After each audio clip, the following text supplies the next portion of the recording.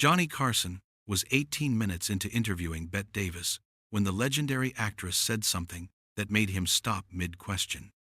What she revealed in the next 12 minutes would shock 23 million viewers, rewrite Hollywood history, and force America to confront an ugly truth about the industry's treatment of its greatest stars. This wasn't supposed to be a controversial interview. It became the most brutally honest conversation ever broadcast on The Tonight Show. October 2nd, 1987, Studio 1-inch, Burbank, California. The Tonight Show was in its 26th year, and Johnny Carson was at the absolute peak of his powers. At 62 years old, he'd interviewed everyone worth interviewing, had seen everything worth seeing, and had perfected the art of the celebrity interview to a degree that would never be matched. But even Johnny wasn't prepared for what was about to happen. Bette Davis was 79 years old when she walked onto the Tonight Show stage that Friday night. She'd suffered a stroke the year before and a mastectomy just months earlier.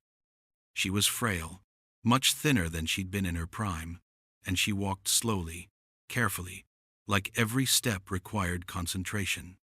But when she sat down in the guest chair and looked at Johnny with those famous eyes, those Bette Davis eyes that had mesmerized audiences for over 50 years, everyone in the studio could see that the fire was still there. The legend was still very much alive. The audience gave her a standing ovation that lasted nearly 2 minutes. Bette sat there, nodding graciously, that familiar crooked smile on her face, accepting the adoration she'd earned through 6 decades of brilliant performances. Johnny stood too, applauding along with everyone else, showing respect for one of the true giants of Hollywood. When the applause finally died down and everyone had taken their seats, Johnny began the interview in his typical fashion, warm, respectful, asking about her latest project, her health, her thoughts on modern cinema. "You look wonderful, Bette," Johnny said, which was a kind lie. Bette looked sick. She looked like someone who'd been through hell and wasn't sure she'd make it back. "Johnny, darling," Bette said, her voice still carrying that distinctive Davis cadence, despite the weakness in it. "You're a terrible liar, but I appreciate the effort. I look like death warmed over, and we both know it. But I'm here, I'm breathing, and I can still talk. So let's call that a win." The audience laughed, charmed by her brutal honesty. "Well, you're certainly still as direct as ever," Johnny said with a smile. "Directness is one of the few privileges of old age," Bette replied. "When you're 79 and you've had a stroke and cancer, people expect you to be polite and grateful just to be alive. But I've never been polite in my life, and I'm not going to start now." Johnny laughed, and the interview continued smoothly for the next several minutes. They talked about her new autobiography, This and That, which had just been published. They talked about her most famous roles, Margot Channing in All About Eve, Baby Jane Hudson in Whatever Happened to Baby Jane. They talked about her legendary feuds with Joan Crawford and her reputation as the most difficult actress in Hollywood. Bette was charming, funny, self-deprecating in the way that only truly confident people can be. She told stories about the golden age of Hollywood, about working with the great directors, about the studio system that had both made her a star and tried to control every aspect of her life. And then, 18 minutes into the interview, Johnny asked a question that seemed innocent enough. "You've had an incredible career, Bette. 6 decades in Hollywood, 2 Academy Awards, 10 nominations. Looking back now, is there anything you would have done differently?" It was a standard interview question, the kind of reflective, career retrospective question that Johnny asked most veteran performers. Usually, the answer was something diplomatic and slightly nostalgic. "I wish I'd spent more time with family," or "I would have been kinder to myself," or "I wouldn't change a thing." But Bette Davis wasn't most performers. She looked at Johnny for a long moment, and something in her face changed. The performer's mask that she'd been wearing, the charming, self-deprecating Hollywood legend, suddenly dropped away. What replaced it was something raw and angry and tired of pretending. "Yes," Bette said, her voice suddenly harder, sharper. "I would have spoken up sooner about what they did to us. Johnny leaned forward, his interviewer instincts immediately sensing that something important was about to happen. What who did to whom? Johnny asked carefully. Betty looked at the audience, then at the cameras, then back at Johnny. When she spoke, her voice was clear and strong despite her physical frailty. What the studios did to actresses, Bette said. What the directors did. What the producers did. What Hollywood did to every woman who had the audacity to be talented and successful, and unwilling to play by their rules. The studio fell silent. This wasn't light entertainment anymore. This was something else. Bet, Johnny started to say, but she held up her hand. No, Johnny, let me finish. I'm 79 years old. I've had a stroke. I've had cancer. I probably don't have much time left, and I'll be damned if I'm going to die without telling the truth about what it was really like to be a woman in Hollywood. Johnny nodded, and the cameras kept rolling. The audience sat in stunned silence, understanding that they were about to hear something that had been hidden for decades. When I started in Hollywood in 1930, Bette began, her voice steady but filled with an anger that had been building for 57 years. I was 22 years old. Young, ambitious, talented, and naive enough to believe that talent mattered more than anything else. I thought if I worked hard enough, if I was good enough, if I proved myself valuable enough, I would be treated with respect and dignity. Bette laughed, but it was a bitter, hollow sound. I was so stupid, she continued, because Hollywood didn't care about my talent. Hollywood cared about whether I was pretty enough, young enough, compliant enough, whether I would sleep with the right people, whether I would keep my mouth shut about the things I saw. The audience was completely silent now. No one was expecting this. This was Bette Davis, one of the most respected actresses in Hollywood history, about to blow the lid off an industry that had protected its secrets for decades. In my first 5 years in Hollywood, Bette said, her voice growing stronger, more passionate, I was sexually propositioned by producers, directors, and studio executives at least 50 times. Not subtly, not with innuendo, directly. Sleep with me and you'll get the part. Be nice to me and I'll make sure you're cast in the next picture. Refuse me and you'll never work in this town again. Johnny's face had gone pale. The audience was shocked into absolute silence. Ed McMahon was staring at Bette with his mouth slightly open. This was not what anyone had expected from a light-hearted Friday night entertainment show. And I said no, Bette continued, her eyes blazing with the same intensity that had made her famous. I said no to all of them. Do you know what that cost me, Johnny? Do you know how many roles I didn't get because I refused to prostitute myself? How many films I lost because I wouldn't play their game? Bette, Johnny said quietly, are you sure you want to? I'm absolutely sure, Bette interrupted. I'm done protecting them. I'm done with the code of silence that we all lived under. These men are mostly dead now anyway, so they can't sue me. And I'm dying, so what are they going to do? Kill me? I'm already dying. The bluntness of that statement hit everyone like a physical blow. Jack Warner, Bette said, naming the legendary head of Warner Brothers Studios, propositioned me in 1932. I was in his office discussing a contract, and he told me that if I wanted to be a star at Warner Brothers, I needed to be nice to him. When I asked what he meant, he stood up, walked around his desk, and tried to kiss me. I pushed him away and told him I would rather work in a restaurant than sleep with him for roles. Bette's voice was shaking now, but with rage, not weakness. Do you know what he did? He put me in terrible films for the next 3 years. Punishment for refusing him. B-movies, supporting roles, nothing that would showcase my talent. He tried to break me, Johnny. He tried to make me so desperate for good roles that I would finally give in. But you didn't, Johnny said quietly. But I didn't, Bette confirmed. And eventually, I fought my way out of that contract and got better roles. But only because I was willing to sue Warner Brothers, to fight them in court, to risk everything. Most actresses couldn't do that. Most actresses didn't have the money or the support or the sheer stubbornness to fight back. So they either gave in or they quit the industry entirely. Bette looked directly at the camera, speaking to every viewer watching at home. And before anyone thinks this was just a problem in the 1930 seconds, let me be clear, it never stopped. It's still happening today. Right now, in 1987, there are young actresses being told they need to sleep with producers to get roles. There are directors who use their power to coerce women into sexual relationships. There are studio executives who trade roles for sexual favors. The system hasn't changed. We just got better at hiding it.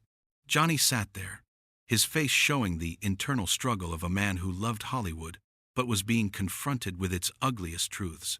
"Why didn't you speak up before?" Johnny asked. "Why wait until now?" Bette's laugh was sharp and bitter. "Because they would have destroyed me, Johnny. Completely destroyed me. Any actress who spoke up about this was labeled difficult or hysterical or a troublemaker. We were blacklisted. Our careers were ruined. We were shut out of the industry entirely. The few actresses who tried to speak up were silenced so quickly and so thoroughly that it sent a message to the rest of us. Keep your mouth shut or lose everything." Bette leaned forward, her frail body somehow radiating power and fury. "I made a choice 50 years ago," she said. "I decided I would fight them in other ways. I would demand good roles. I would insist on script approval. I would battle with directors about how my characters were portrayed. I would be so difficult, so demanding, so impossible to work with that they would either give me what I wanted or stop hiring me. And yes, I got a reputation as a bitch, as the most difficult actress in Hollywood. But you know what, Johnny? I'd rather be known as a difficult bitch than as someone who slept her way to the top." The audience was crying now. Not all of them, but many. Women in the audience were sobbing, recognizing their own experiences in Bette's words. Men were sitting in uncomfortable silence, confronting a reality they'd either been complicit in or willfully ignorant about. "But here's what really breaks my heart," Bette continued, her voice softening slightly. "I fought them, and I survived, and I had a great career, despite all of it. But so many women didn't.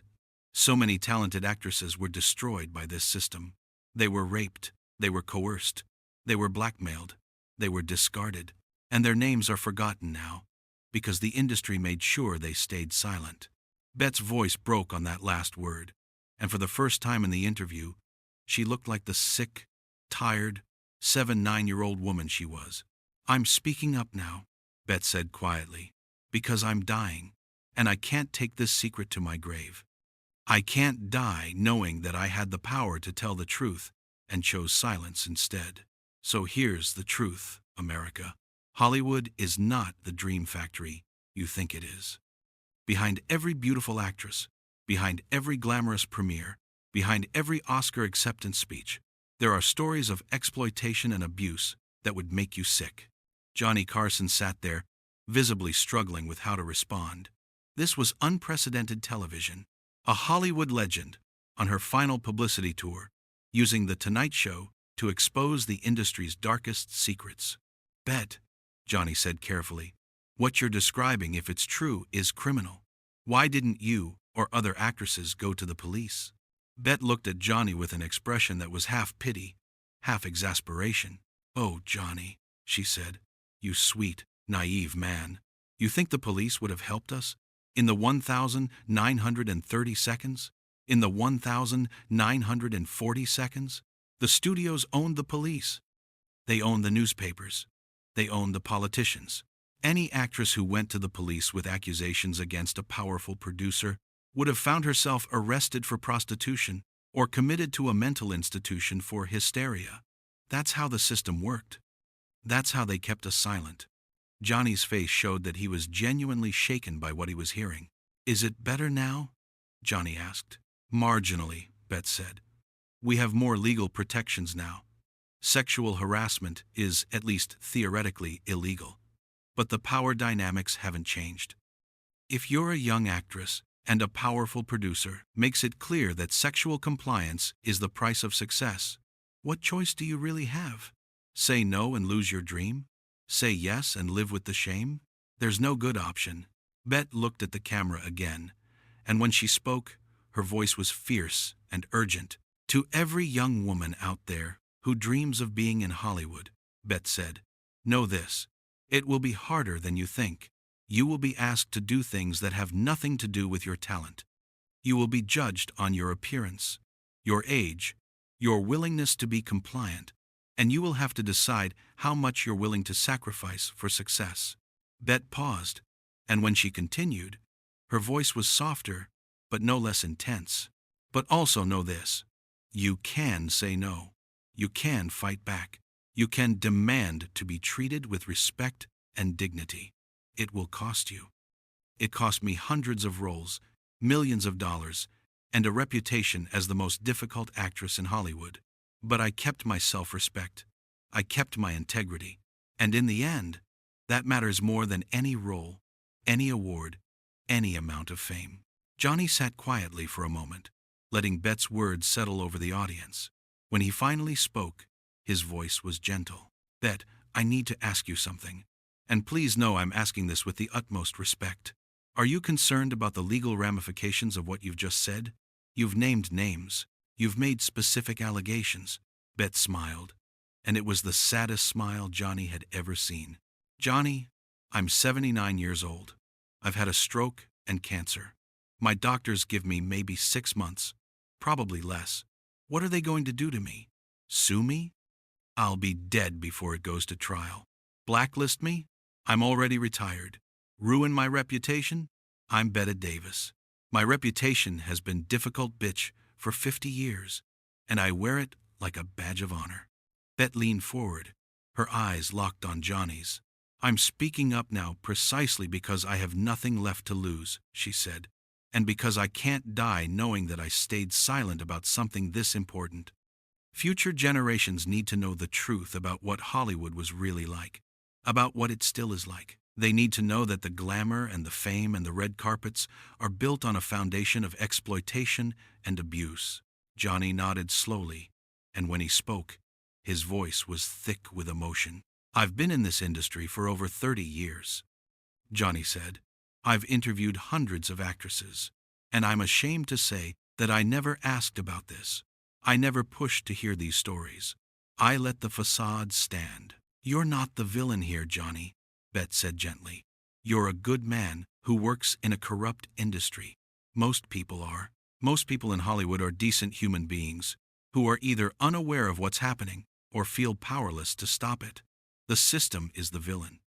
The power structure that allows predators to thrive is the villain. Bette looked at the audience one more time. I want to say something to the women who are watching, she said. If this has happened to you, if you've been propositioned, coerced, assaulted, or abused in pursuit of your career, it's not your fault. You didn't do anything wrong. The people who exploited you are the criminals. Not you. Never you. Several women in the audience were openly sobbing now. The camera caught one woman, probably in her 50s, nodding through her tears, her hand over her heart. And to the men watching, Bette continued, her voice hardening again, if you've ever used your power to coerce a woman sexually, you're a predator. I don't care if she said yes. I don't care if she smiled and pretended to enjoy it. If she was saying yes because you controlled her career, her livelihood, her dreams, then it wasn't consent. It was coercion. And you're a rapist.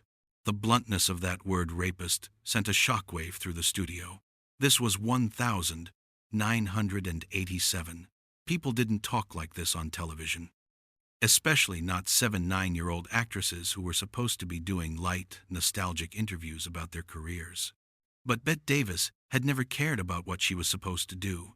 I'm going to die soon, Bette said, her voice suddenly tired, the fire dimming slightly. And when I die, the obituaries will talk about my films, my awards, my talent. They'll probably mention that I was difficult to work with, but I want to make sure that at least once, before I die, someone hears the whole truth, that I was difficult because I refused to be exploited, that I fought with directors because I refused to be objectified, that I was a bitch because being nice meant being victimized. Bette looked at Johnny, and her eyes were suddenly vulnerable in a way they hadn't been throughout the entire interview. Thank you for letting me say this, Johnny, Bette said quietly. I know this isn't what you expected from tonight's interview, but it needed to be said. Johnny reached across the desk and took Bette's hand. I'm honored that you trusted me with your truth, Johnny said, and there were tears in his eyes. And I think you're incredibly brave for speaking up. Bravery is easier when you're dying, Bette said with a small smile. When you have nothing left to lose, honesty becomes simple. The interview ended a few minutes later. There were no other guests that night. Johnny couldn't imagine following Bette Davis's revelations with a comedian doing stand-up or an actor promoting a sitcom. He simply thanked Bette, helped her stand from the guest chair, and walked her off stage to another standing ovation, this one different from the first. Less celebratory, more respectful, more mournful. The aftermath was immediate and explosive. Within hours, entertainment reporters were scrambling to verify Bette's claims. Phone calls were made to historians, to other actresses from Hollywood's golden age, to anyone who might be able to confirm or deny what Bette had said. And they confirmed it. All of it. Over the next few days, other actresses began speaking up. Women in their 70s and 80s, most of them retired, many of them already dealing with serious health issues, started telling their own stories. The names they named: studio heads, directors, producers, actors, read like a who's who of Hollywood royalty. Debbie Reynolds confirmed that she'd been propositioned by studio executives in the 1,950 seconds. Shirley MacLaine talked about the casting couch culture that everyone knew about, but no one discussed publicly. Joan Collins, in an interview with the BBC, said that Bette Davis had done what we all should have done decades ago, told the truth. The industry response was swift and predictable. Studio representatives issued statements saying that such behavior, if it occurred, was unacceptable and not reflective of modern Hollywood values. Directors and producers who'd been named denied everything. Lawyers threatened lawsuits, but Bette Davis didn't care. She'd said what she needed to say, and she had no regrets. Let them sue me, Bette told a reporter from the New York Times, who called her for comment. I'll be dead before it matters, but my words will live on. And maybe, just maybe, they'll make it a little bit harder for the next generation of predators to operate with impunity. Johnny Carson faced criticism too. Some industry insiders accused him of ambushing Bette Davis, of taking advantage of a sick, elderly woman who might not have been thinking clearly. Others said he should have cut to commercial, should have protected the industry's image, should have stopped the interview, but Johnny refused to apologize. Bette Davis came on my show and told the truth, Johnny said in a statement released through NBC. She was completely in control of her faculties. She knew exactly what she was saying and chose to say it anyway. My job as an interviewer is to let guests speak honestly. That's what I did. If people are uncomfortable with what she said, maybe they should be asking themselves why the truth is so uncomfortable. The interview sparked a national conversation about sexual harassment and abuse in the workplace. It was 1,987, a full 4 years before Anita Hill's testimony about Clarence Thomas, decades before the Me Too movement. But Bette Davis's interview planted seeds that would eventually grow into a cultural reckoning. Women across America, not just in Hollywood but in every industry, began talking about their own experiences with workplace sexual harassment. Letters poured into NBC, into newspapers, into women's magazines, women sharing their stories, thanking Bette for giving voice to experiences they'd kept hidden for years. The Tonight Show received over 40,000 letters in the 2 weeks following the interview. About 35,000 were supportive of Bette's decision to speak up. The rest accused her of being bitter, vindictive, or mentally unstable. Bette Davis never appeared on television again. Her health declined rapidly after the Tonight Show interview, and she spent her final months at home in California, surrounded by family and close friends. Johnny Carson visited her twice during those final months. Their conversations were private, but Johnny later told friends that Bette had expressed no regrets about the interview. She told me she finally felt free, Johnny said. For 50 years, she'd carried these secrets, protected these predators, stayed silent to preserve her career. And in her final months, she was finally able to tell the truth. She said it was the most liberating thing she'd ever done. Bette Davis died on October 6, 1989, exactly 2 years and 4 days after her final Tonight Show appearance. She was 81 years old. Her obituaries in major newspapers mentioned the Tonight Show interview prominently. The New York Times devoted 3 paragraphs to it. The Los Angeles Times called it the most honest conversation about Hollywood's dark underbelly ever broadcast. At her funeral, held at Forest Lawn Cemetery in Los Angeles, several speakers mentioned the interview. Bette spent her entire career fighting for respect, said actress Olivia de Havilland, one of Bette's longtime friends. She fought directors for better roles. She fought studios for fair pay. She fought the entire industry for the right to be taken seriously as an artist rather than just a pretty face. And in her final public act, she fought to expose the truth about how women were treated in Hollywood. That was Bette, fighting until her very last breath. Johnny Carson attended the funeral, sitting quietly in the back. After the service, he released a statement that would later be included in every comprehensive biography of Bette Davis. Bette Davis was one of the most courageous people I ever had the privilege of interviewing, Johnny's statement read. She used her final television appearance not to promote herself, not to reminisce about the good old days, but to tell an uncomfortable truth that Hollywood had been hiding for decades. She knew it would be controversial.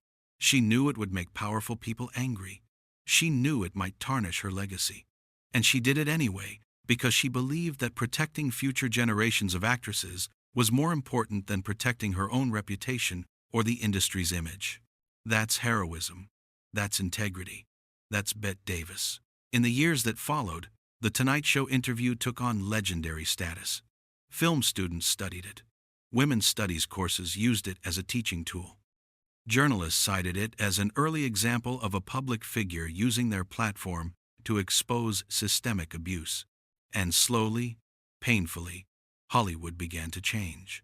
Not quickly, not easily. But the conversation that Bette Davis started continued to grow. Other women began speaking up. Policies were put in place. Behavior that had been tolerated for decades was suddenly scrutinized. It would take another 30 years until the Me Too movement in 2017 for the full scope of Hollywood's abuse problem to be exposed. But many historians and activists point to Bette Davis's 1987 Tonight Show interview as the beginning of that conversation. Bette Davis was 30 years ahead of her time, said feminist author Susan Brown Miller in a 2017 interview. She said in 1987 what thousands of women would finally say in 2017. She named names. She exposed the system. She refused to protect predators.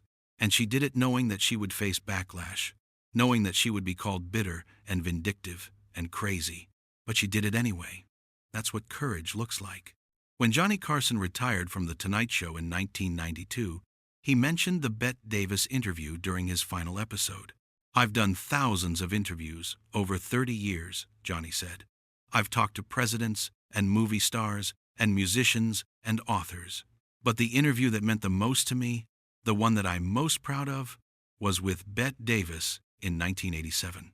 She trusted me with her truth. She used my show to say something that needed to be said, and I'm grateful that I was able to give her that platform." Johnny paused, his voice growing thick with emotion. Bette knew she was dying when she came on this show that night. She knew it was probably her last television appearance. And instead of using that time to talk about her accomplishments or bask in adulation, she chose to expose an ugly truth. She chose to protect women she would never meet. She chose courage over comfort. That's the kind of person I want to be. That's the kind of interview I want to be remembered for. When Johnny Carson died in 2005, many obituaries mentioned the Bette Davis interview as one of the defining moments of his career. Not because it was entertaining or funny, it was neither. But because it was important, because it was real, because it was television serving a purpose beyond entertainment. Today, the full Bette Davis interview is available on YouTube, where it has been viewed millions of times. The comments section is filled with women sharing their own stories of workplace harassment, thanking Bette for speaking up, expressing regret that it took so long for the industry to change. Watching this in 2025, one recent comment reads, "And it's stunning how relevant it still is." Bette Davis died 36 years ago, but the problems she described persist. "We've made progress, but we're not done fighting."